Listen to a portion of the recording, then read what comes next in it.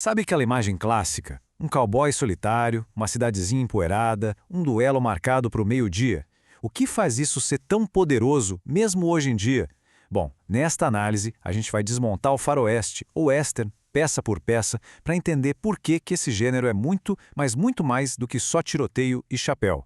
Essa frase, cara, ela resume a alma do gênero. A ação define quem você é. Lá no Velho Oeste, palavra não valia muito. O que importava de verdade era o que uma pessoa fazia quando a situação apertava. É esse princípio que constrói os heróis e os vilões. Então vamos começar com a ideia mais importante de todas. O western não é só um estilo de filme. Ele funciona, na verdade, como o grande mito de fundação dos Estados Unidos. É a história que a nação conta sobre si mesma. Pensa bem, cada tiroteio, cada pôr do sol no deserto é, na verdade, uma metáfora sobre como se constrói uma sociedade. As histórias estão sempre explorando essa tensão, essa briga entre a lei do revólver e a lei dos homens, sabe? A luta para criar ordem a partir do caos total. E onde é que essa batalha acontece? No coração de todo e qualquer western está a ideia de fronteira. Só que, como a gente vai ver, essa fronteira é bem mais do que uma simples linha num mapa.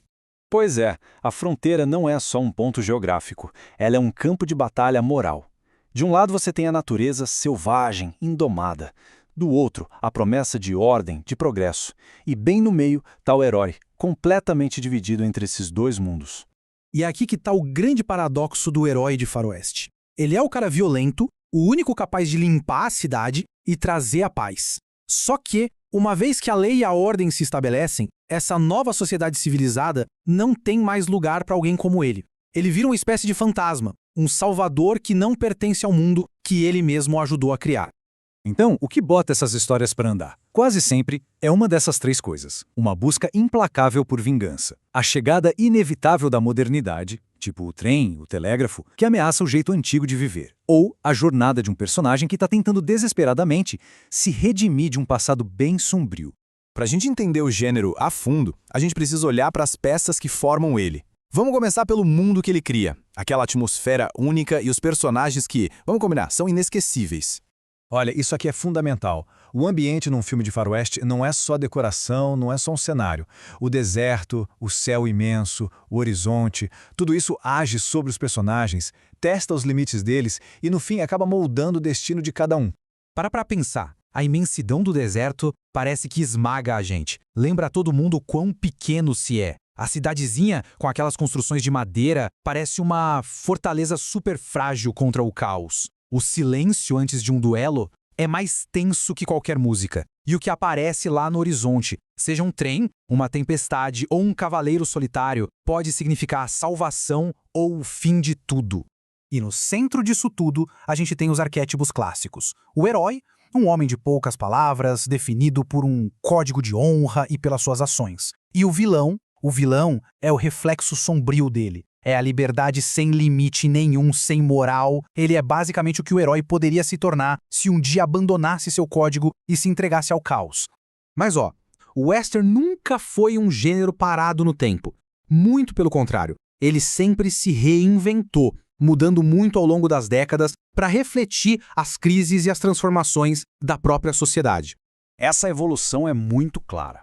A gente começou com os faroestes clássicos, né? Herói de chapéu branco, vilão de chapéu preto, tudo bem definido. Aí nos anos 60 vieram os westerns espaguete, trazendo um cinismo, uma violência mais estilizada e, claro, os anti-heróis. E finalmente, dos anos 70 para cá, os westerns revisionistas começaram a questionar o mito, a mostrar o lado sombrio do progresso e heróis cheios de defeitos.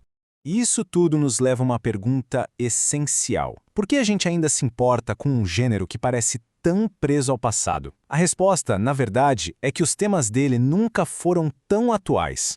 A pergunta, então, é essa. Se a gente tirar os cowboys, os cavalos e as cidades empoeiradas, o que sobra? O que resta é a essência do western, a sua estrutura, os seus conflitos, a sua alma. E a resposta é: sobra muita coisa. O DNA do western está vivo em thrillers modernos, os chamados neo-westerns. E ele aparece em outras culturas também, como no cangaço do Nordeste brasileiro, o nosso nordestano, onde o sertão vira fronteira e o cangaceiro o fora da lei. No fundo, os conflitos sobre honra, lei e terra, eles são universais.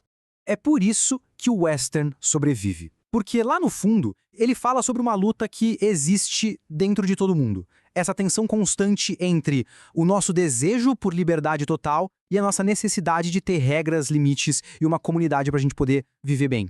No final das contas, cada duelo ao pôr do sol, cada cavalgada solitária conta a mesma história. É uma reflexão sobre sacrifício, sobre o que a gente perde e o que a gente ganha quando constrói um mundo civilizado. O western é sobre o preço que a gente paga para viver em sociedade.